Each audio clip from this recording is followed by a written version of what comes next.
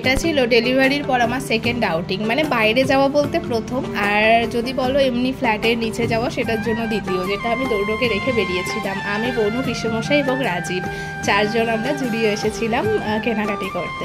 আর যেহেতু পিসার কাছে ডোডো অনেকটা সময় থাকতে পারে, সেই জন্য ওই ভরসায় পিসার শাশুড়ি মার কাছে আমি ডোডোকে ছেড়ে এসেছিলাম। আমার ফ্ল্যাটের ব্যালকনি ভিউ থেকে জুডিও দেখা যায় একদম সামনে, সেই জন্যই হয়তো সাহস পেয়েছিলাম। এটা ডেলিভারির প্রায় 1 সপ্তাহ 10 দিনের মধ্যেই এই ব্লগটা আমি বানিয়েছিলাম। যাই হোক, এখানে কালেকশনও খুব ভালো। আর এখানে আমি একটা ট্রানজেকশন শ্যুট নিচ্ছিলাম রাজীবের সাথে, এটা তোমরা ইনস্টাগ্রামে দেখতে পাবে অবশ্যই। আর আজকের দিনটা একটু স্পেশালভাবেই কাটলো, কারণ একটা প্রেগন্যান্সির লং জার্নি। প্রেগন্যান্সি জার্নিতে যদিও আমি ঘরবন্দি ছিলাম না, আর তাতেও মানে তারপরেও ডেলিভারির পর একটা মুড ফ্রেশ হয়ে যাওয়া।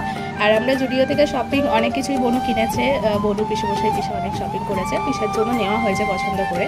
আর এখানে রাজীব ওখানে ড্রায়ারে হাত শুকাচ্ছে, আমরা এসে গেছি ম্যাকডোনাল্ডে বার্গার আর কোল্ড ড্রিঙ্কস খেতে। আমার পুরো প্রেগনেন্সি জার্নিতে কোল্ড ড্রিঙ্কসটা একদম স্ট্রিক্টলি বারণ ছিল, সেই জন্য খেতে পারিনি। আর এখন সত্যি খুব এনজয় করব। আর এগুলো তো রোজ রোজ খাওয়া নয়, মোটামুটি মানে 2 মাস 1 মাস ছাড়া ছাড়া খাওয়া, সেই জন্য এটা অতটা ক্ষতিকরও করে না শরীরে।